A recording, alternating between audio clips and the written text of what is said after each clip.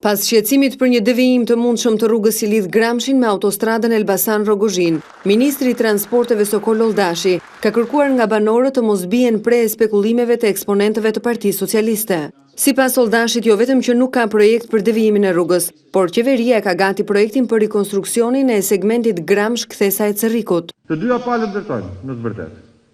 Edhe ne ndërtojmë, edhe socialistët ndërtojmë. Po ne po ndërtojmë Shqipërinë, ata ndërtojmë pallazet e tyre. Kjo është diferenca themelore që kemi ne me ata.